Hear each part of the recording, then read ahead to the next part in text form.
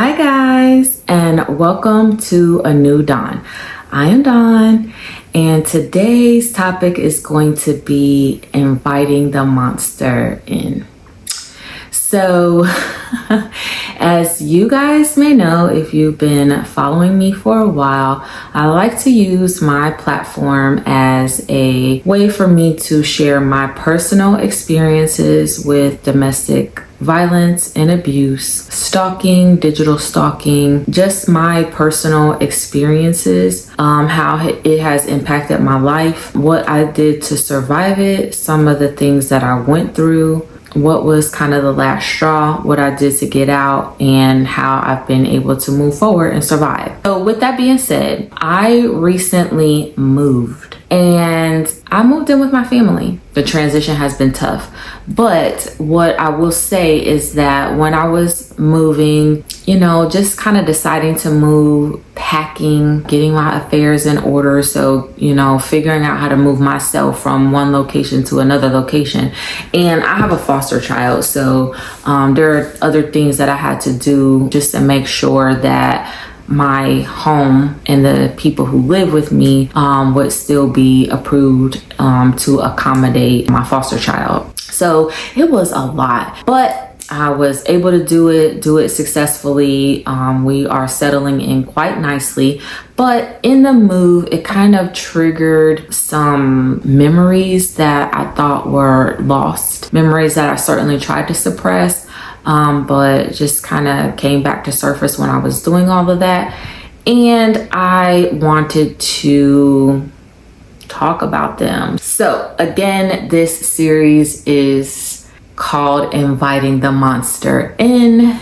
And get comfortable, get some popcorn. You don't have to watch, but definitely make sure you're listening. It's bound to be interesting. So grab your favorite adult beverage if that's what you like. Put on your pajamas, get nice and cozy, and come along on this ride with me. So with that being said, let's get into it. Let's just start at the beginning. So really, prior to me meeting this guy, I was living in Dallas for probably 3 years or so before I met him.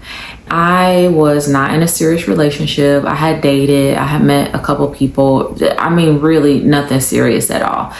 I relocated to Dallas for work, and it turned out to be a wonderful experience. There were some ups and downs along the way, but ultimately it was something that really turned out to be a great experience for my career, a good business move for my career. Again, I had been in Dallas kind of doing my thing, right? I was single. This was like part two. This was like act two of my life at the time. Now, keep in mind, I had surgery to remove my fibroids, and in my mind, I felt like my biological clock was ticking.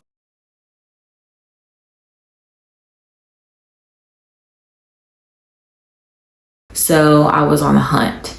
And again, I was on the hunt, but not really, because I'm really low key, like really not the type to what we used to call chase. So I completely don't, like, in my mind, I don't know what I was thinking. And I was new-ish to the city, right? A lot of my friends, a lot of the people that I knew them from work. And I not only was in a leadership position, but I just never wanted to date at the place that I work. I just felt like my personal and professional life should be kept completely separate. So I was on dating apps, and I had been on dating apps for years. And I would just get on them from time to time and, meet somebody, chat with them for a while, maybe go out on a few dates, decide it wasn't what I wanted, blow them off, move on to the next one, take a break, go back, revisit. So it was just like this constant thing where I was just like, I don't know how I'm gonna find somebody. So that's kind of where I was. So my ex and I met on a dating website, and things moved really quickly. When I met him, he was charming. I don't know what my type was, but he wasn't it. But I felt like my type wasn't working for me, if that makes sense. So I was open to trying something new, right? Like I was looking for something different that wasn't just physical. I never thought he was unattractive, to be honest with you. I felt like I had been dogged out by what was my type in the past. So, let's try something new. And that's what I got on dating websites. I just was talking to anybody who seemed like they might be interesting because I just wanted to make friends, right? At the time that I met him, I wanted to make friends. I wanted company. I wanted a companion. Of course, my biological clock was ticking. So ultimately, I was looking to settle down with someone. I was hoping to meet someone who wanted to settle down, who wanted to be married, who wanted to have children. But at the time I met him, I just was looking for somebody to take my attention off of the chaos. So anyway, I met him online. I'm going to tell y'all within 7 days, like within a week, we were probably a couple, like a couple. Like he actually asked me about being a couple. So there wasn't really courting. There wasn't really a dating phase. It was like we went out and our first meetup was at a park. We spent some time chatting with each other, and then we ended up going out to eat, and then we went to a karaoke bar that night. So we just spent what was going to be a couple of maybe 30 minutes or so meetup just to introduce ourselves to each other. We ended up spending the rest of the evening together. So I had fun, I had fun with him. He was a nice guy. He was charming. He looked better in person than he did in his pictures. He was warm and inviting and comforting. And I just felt like it was easy. I felt like it was easy to talk to him. I felt like he was cool people, So we were talking every day, nonstop. I'm pretty sure we saw each other every day. He would tell me things like how he wanted to settle down. He was, had this previous marriage that didn't work out, and he was someone who wanted to be married. He wanted to have children. He had a child. He told me the situation and how that came to be, and he felt like because him and that person weren't together, he was looking to have a family with someone. So of course it was like speaking to me loudly, right?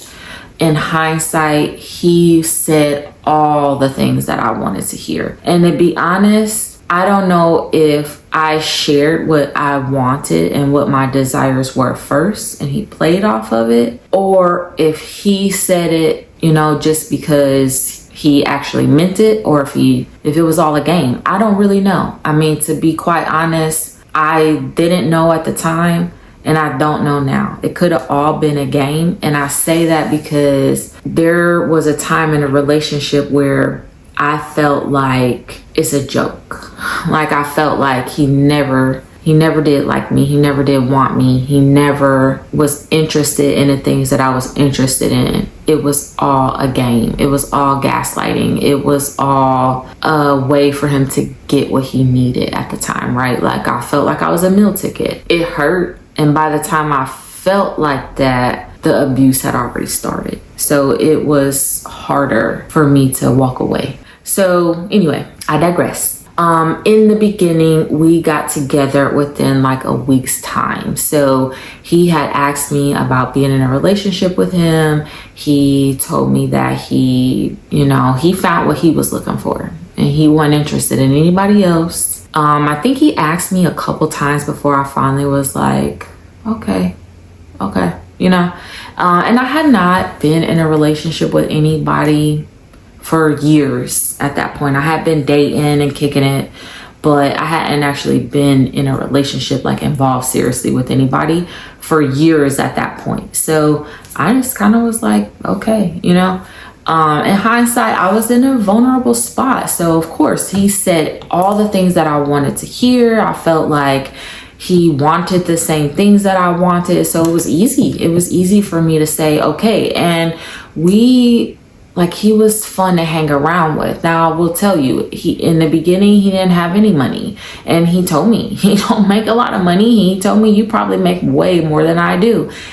In my mind at the time, I was like, I don't care. That's not, that's not really what I'm looking for. And it wasn't, because initially I was just looking for company. I was just looking for a companion, right? And it didn't matter to me if I made more money. I certainly wanted help, right? I wanted someone to help me with the bills should we get to that point. But I wasn't necessarily looking for someone to take care of everything. So anywho, we ended up getting together. We were inseparable. I was with him all the time. I left this part out. We were living together. Probably within a month we were living together. And the crazy thing about us living together is I'm pretty sure I initiated it. I'm pretty sure I invited him into my home. So he had relocated from another state. To be honest, he lied to me so many times about when he got there and how he got there and how long he was there. I have no idea how long he was there. But he told me he was living with the aunt and her husband, and they probably lived about 45 minutes or so away from me. So his job at the time was in the area where I live, and we were together and spending all this time together. I think what happened was something happened with his job, and it was getting hard for him to do the commute back and forth. And also he, and I don't remember all the details, but he kind of fed me a story about things not being right with his family members. I never met these people. So in hindsight, I don't even know if it was real.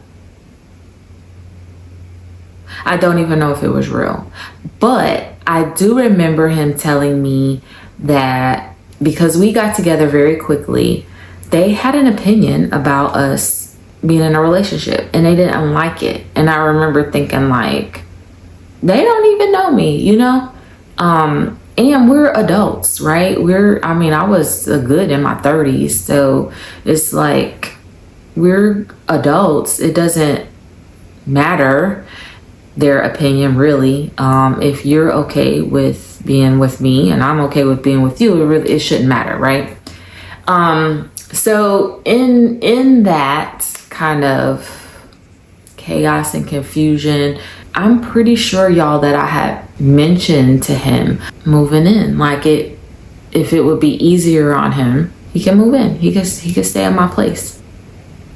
This is why I say I invited the monster in, because here I thought I was doing a kind gesture to my boyfriend and making life easier for me and him. We talked about how we would take care of the bills and the things around the apartment, how we would kind of get along. I had a lease, so of course he was not on the lease, but we just kind of talked about how it would work. And the plan never worked the way it was supposed to. It never went the way it was supposed to. He was in and out of work the entire time we were together. He didn't manage his money well. He would borrow money from me or take money from me. That just didn't work. It didn't work. It didn't go the way it was supposed to. I held up my end of the bargain and then some, and he did not hold up his end of the bargain. Then there were things like lying and secrets and him sneaking out at night. And I say sneaking out, he's an adult. He would just leave. But he would leave when I would be asleep. So isn't that sneaking out? But I would hear him because I'm a light sleeper. I hear him leave. Sometimes he would leave and be gone for hours. He wouldn't answer his phone. He wouldn't come back home until late. He already left late and then he'd come back late. And the things that he told me he was doing would just not make sense. Sometimes he would take my bank card out of my purse or take cash out of my purse, so I stopped carrying cash with me. And then he would tell me like, well, I didn't want to wake you up, so I just borrowed $20, but I'll give it back to you when I get paid on Friday. Y'all, this stuff happened after he broke up with me in a letter and slept with his ex. So that story's in a previous video. Basically broke up with me in this letter, and because he was upset, he went and hooked up with his ex and came back, and I let him back, right? Because I felt like we had this whole discussion about it. It was an argument. I'm telling him my side and how I've been sitting over here waiting. I called him, he didn't answer. Da da da da. He's telling me his side. Da da da da. We chalked it up to miscommunication and a misunderstanding. Even though he went and spent that time with another woman, we chalked it up to a misunderstanding. In my mind at the time, I had already got with him. And this is after people telling me, what the fuck are you doing? You don't know this guy. Why is he your boyfriend so quickly? You don't know anything about him. And I was like, no, it's okay. It's fine. He's fine. He's cool. He says this and da da da da, right? So my pride was already starting to get in the way because I didn't want to tell people like, yeah, you're right. This fucking loser, this dirtbag really, convinced me that he was this great person, and really he's the complete opposite. He's a dirtbag, right? But I was like, this thing is new. This is what I did. I was like, this thing is new. It's a new relationship. We just met each other 2 weeks ago. I can forgive and move past it. Just don't do it again. So again, that was before I asked him to move in. So when he got in, it kind of was like, I always had a suspicion with the creeping around and the lying and the, leaving the house late at night. I always had a suspicion that he was cheating, but I never could prove it. And again, instead of me just being like listening to my gut, I was listening to my brain. My brain was telling me and my heart was telling me I'm getting old. So I was feeling like my biological clock is ticking and I don't have that much time. I'm listening to what he's saying to me, but even though his actions aren't matching up, I'm just like, it's okay. Like I can work through this. Okay. Like I can forgive, just don't do it again. Right. So I just let things slide and I just ignored the red flags. The abuse actually started when we were in Dallas. Many times, when I would tell people after I left, I told them everything was fine when we were in Dallas. It was okay. We were so happy and all the chaos didn't start until we moved to Houston. And I don't know what happened. It's not true. It wasn't true. It never was true. The chaos started in Dallas. And there were so many things that happened that I just ignored, and so many things that happened that I just dealt with or put up with or accepted, even though I knew that's not what I want. I deserve better than this. But in my mind, I had not been with someone for a long time. I hadn't been in a relationship for a long time. I was lonely. I was likely depressed, was in this big city by myself. I had been there by myself for such a long time. I was getting up there in age. Everybody's asking you, when are you going to get married? Are you seeing anybody? When are you going to have children? You don't have children? Do you want to have children? What's wrong with you?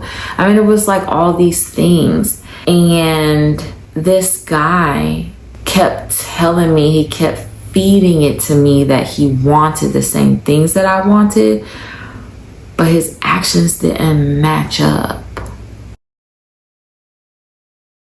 So he would start accusing me of cheating, and that went on for years and years and years and years and years. So I always felt like I'm not cheating.